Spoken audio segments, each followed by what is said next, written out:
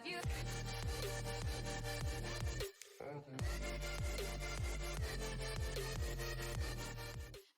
going on, everybody? Welcome to another episode of The Artist Reads the Bible.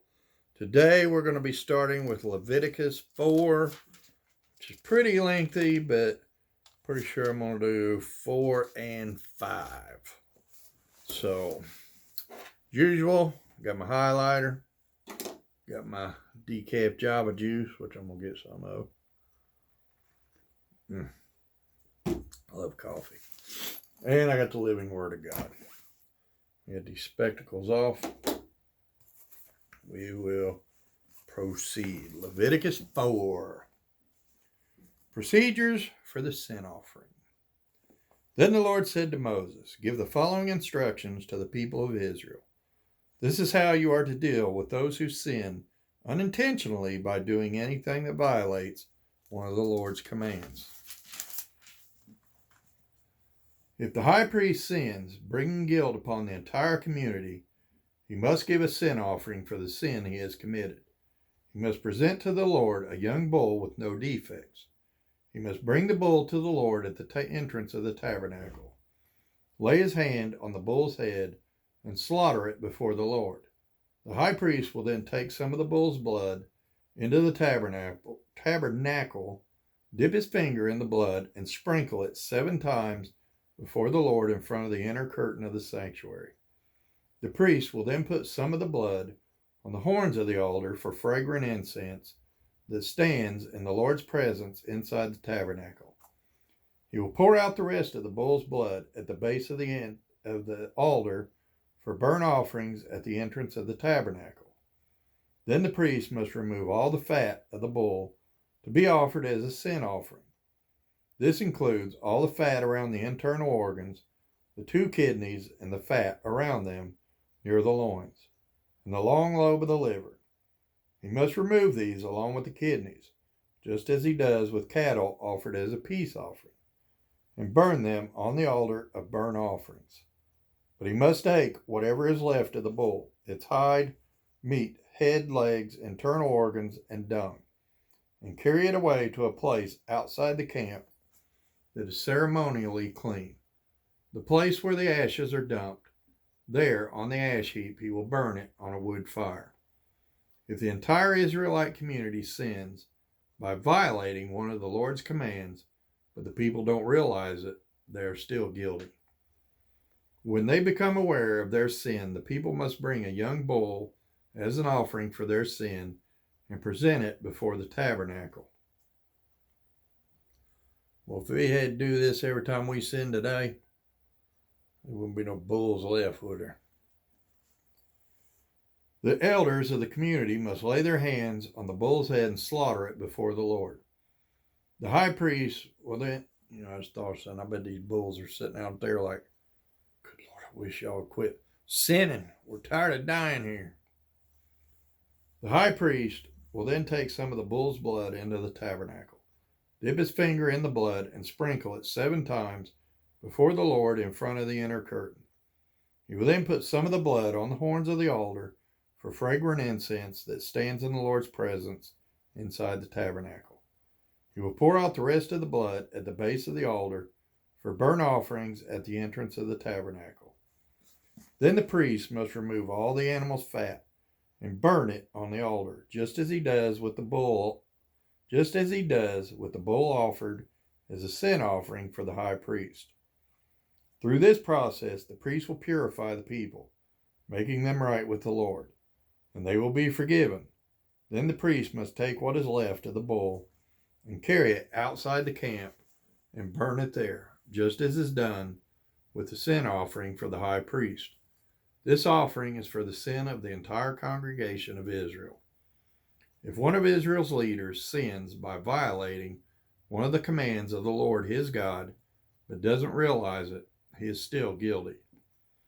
When he becomes aware of his sin, he must bring as his offering a male goat with no defects. He must lay his hand on the goat's head and slaughter it at the place where burnt offerings are slaughtered before the Lord. This is an offering for his sin. Then the priest will dip his finger in the blood of the sin offering and put it on the horns of the altar for burnt offerings. He will pour out the rest of the blood at the base of the altar. Then he must burn all the goat's fat on the altar, just as he does with the peace offering. Through this process, the priest will purify the leader from his sin, making him right with the Lord, and he will be forgiven. If any of the common people sin by violating one of the Lord's commands, but they don't realize it, they are still guilty. When they become aware of their sin, they must bring as an offering for their sin a female goat with no defects. They must lay a hand on the head of the sin offering and slaughter it at the place where burnt offerings are slaughtered. Then the priest will dip his finger in the blood and put it on the horns of the altar for burnt offerings. He will pour out the rest of the blood at the base of the altar. Then he must remove all the goat's fat, just as he does with the fat of the peace offering.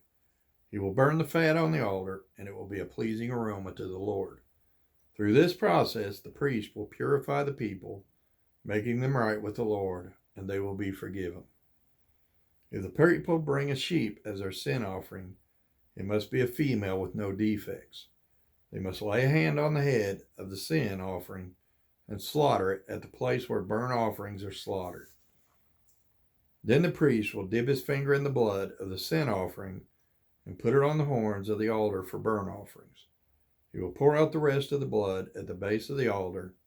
Then he must remove all the sheep's fat, just as he does with the fat of a sheep presented as a peace offering. He will burn the fat on the altar on top of the special gifts presented to the Lord. Through this process, the priest will purify the people from their sin, making them right with the Lord, and they will be forgiven. And that's chapter 4. Get some Java juice. We'll go on with 5. Oh, my ear itches. I got allergies or something. Sometimes inside my ears will itch. This inside corner of my eye will itch. I sneeze at least 1 or 2 times a day. It's just like, oh, freaking allergies. You know, I mean, I wouldn't even pretend to know what God is thinking, but I wonder, because God sent Jesus. Up until Jesus came, you had to do these sin offerings, peace offerings. What else was it? There's a bunch of different offerings you had to do.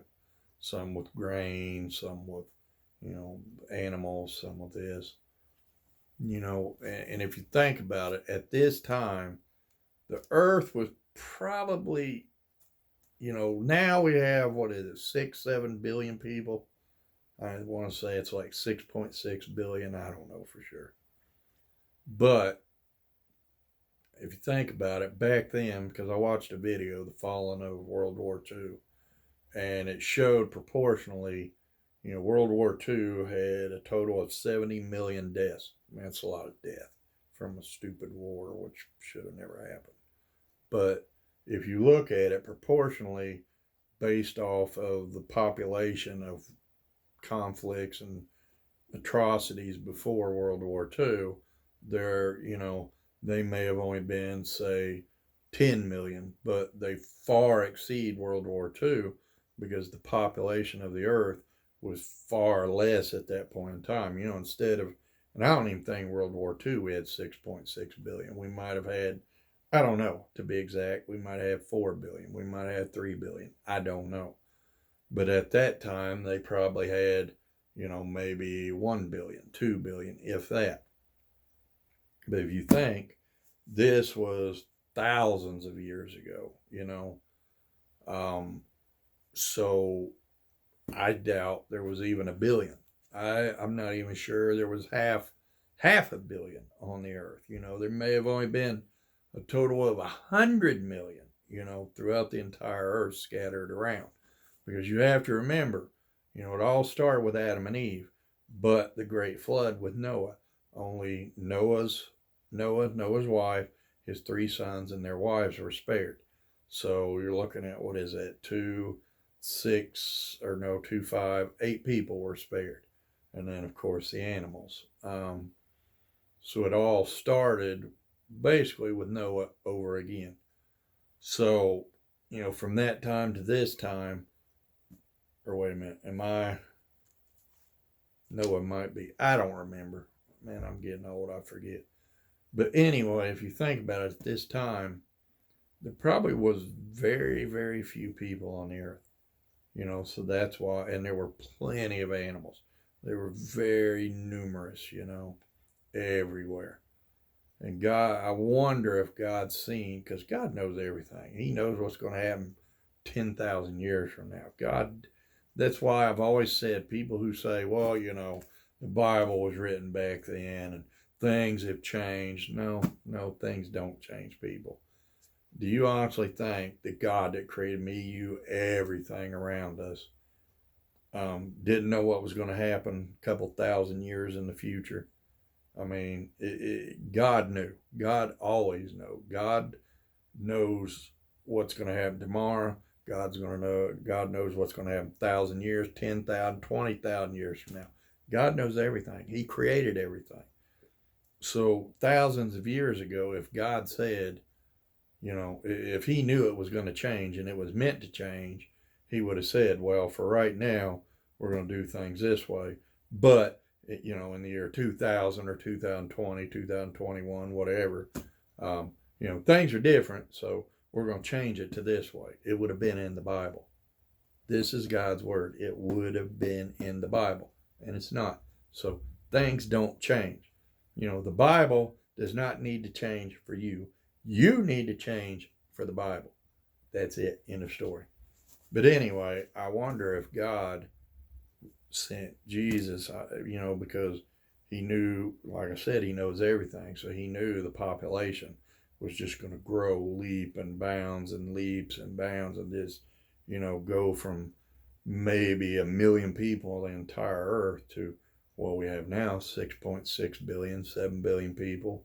And obviously, if we still had to do sin offerings, peace offerings, this offering, that offering, we probably would run, sheep, cows, goats, they would be extinct. The way we sin today, you know how many animals would be slaughtered on a daily basis to atone for our sins? So, like I said, I don't even pretend to even remotely know what God is up to. He's God. He is omnipotent. That's God. But I wonder, if maybe that had something to do with it, because God knew that, he said, be fruitful and multiply. And, well, everybody pretty much took that one to heart, didn't they?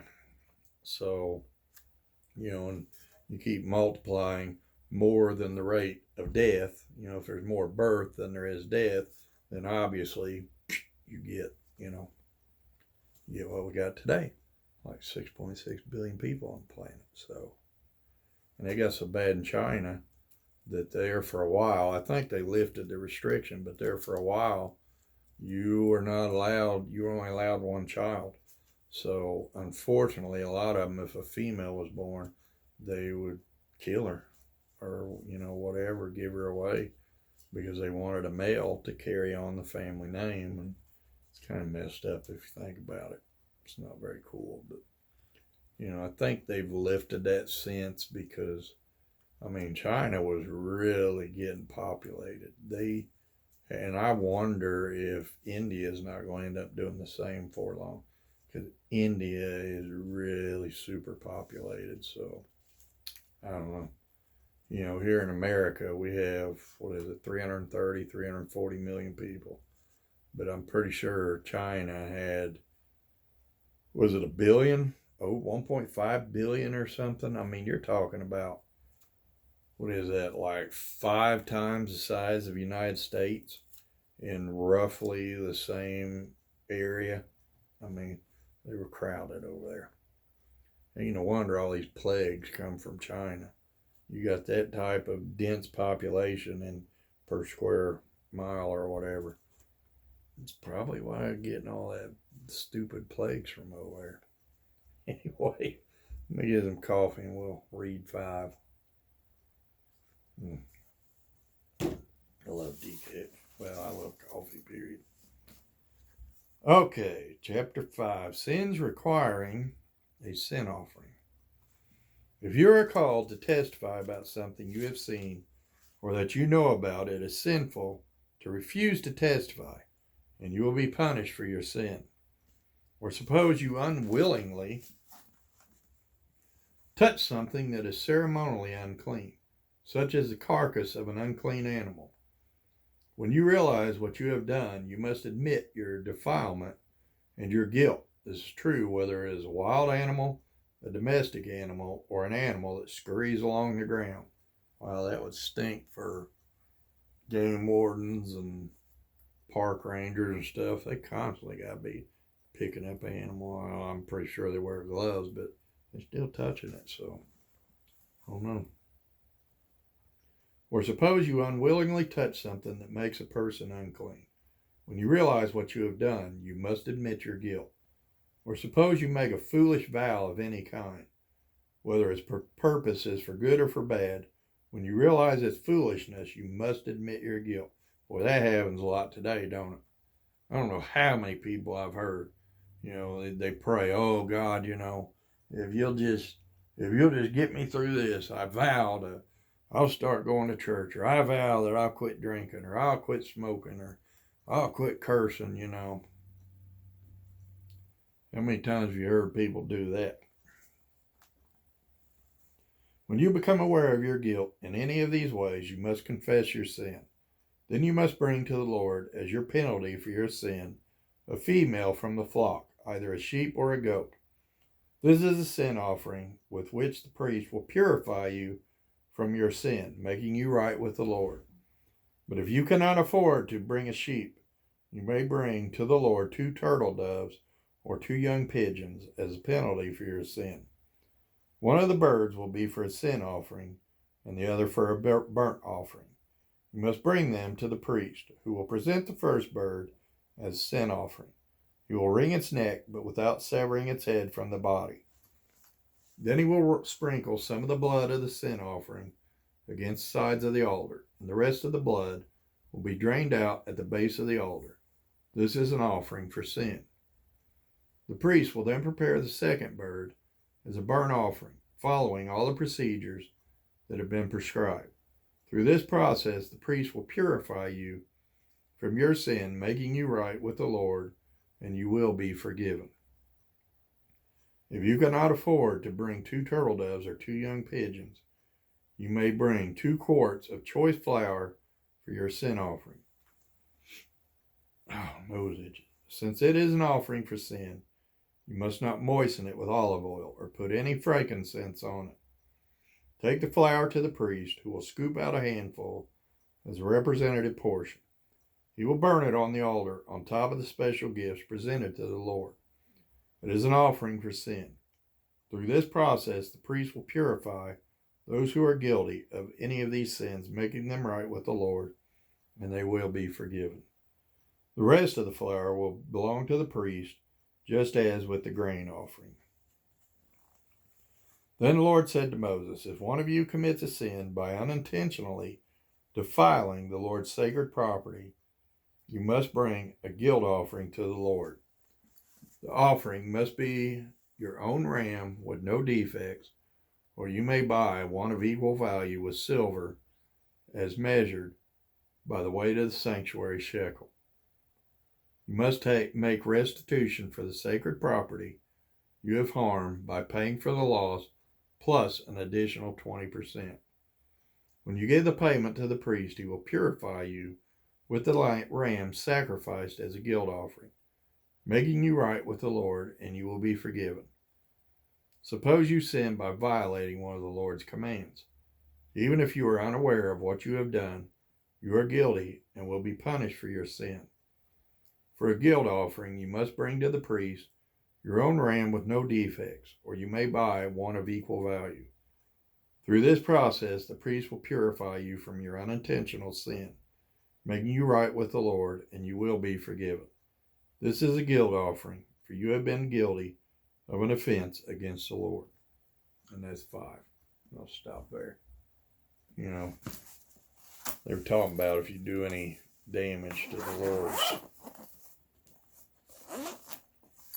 Lord's house, or, you know, it reminds me of a story. Well, it ain't a story. It's something I did when I was young. You know, and I was raised in First Baptist Church. And our church had, in where we had church, there was like the main floor, and then we had a balcony up there. And most of the time, I'd go up in the balcony. Well, when they would have prayer, I'd sneak off, and I'd kind of explore the church, you know. I wasn't a very good kid. I'd explore the church, you know, like the boiler room, place like that, just, you know, like a kid on an adventure. And I'd even go, they had like speakers up, you know, where it would project into the congregation, and I'd even sneak up in them rooms, and I could see through a grate, and I'd look at people out there. I wonder if they seen me, by the way. If I could see them, they might have could have seen me. I don't know. But anyway, I'd go to Fellowship Hall, and there was a kitchen there, and that's where they stored the grape juice. See, our church didn't use wine. They used grape juice. And that's where they stored the little wafers they used for communion. And boy, that was a mistake for me to find that, because, yeah, I was in there drinking grape juice and eating wafers because I was hungry. I was always hungry. But man, if I had to do it, you know how many animals I'd have to go sacrifice for all that grape juice and wafers I ate. You know, that they never did find out.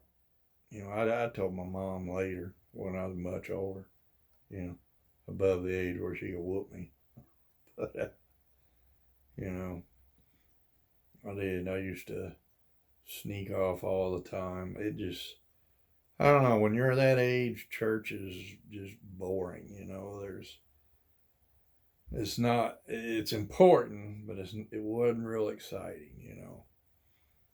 It just, I don't know, you know, there were parts of church when I was that age I enjoyed, like youth group, or, you know, we'd have little youth Bible studies, or youth group go Kings Island. I mean, of course, who doesn't love going to an amusement park?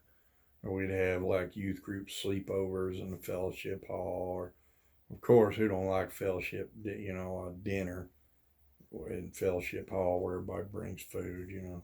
It's one thing about Baptists, they love their dinners, you know. They had a lot of them. But, you know, but the preaching, and a lot of Baptist preachers are very, very dry. You know, there's no more fire and brimstone preachers. There's no more slapping the head of the podium. There's no more, you know, there's no more yelling out or anything, you know. I don't know, probably would have been better if I'd have been raised in like a Pentecostal or Nazarene church where they get up, dance around, and there's a lot of singing and yelling and stuff, and probably would have been better. It would have kept my attention. But, you know, because I got in trouble for falling asleep during the sermon numerous times. I'd just fall asleep, you know, and I got in trouble for that. So I got smart. Instead of getting caught falling asleep, I'd just sneak off. And then before the benediction, where they'd release you, I'd show back up there. And, you know, my mom and my grandma would look up there, and they'd see me, and I'd kind of look down, smile at them, you know, but I'm sure they knew I snuck off. I thought I was slick. I don't think I was that slick, you know. But anyway, I hope you learned something today. I know I did. Until next time, I love each and every one of you. Y'all, please, please, please be good to each other. And I'll bring you something again real soon.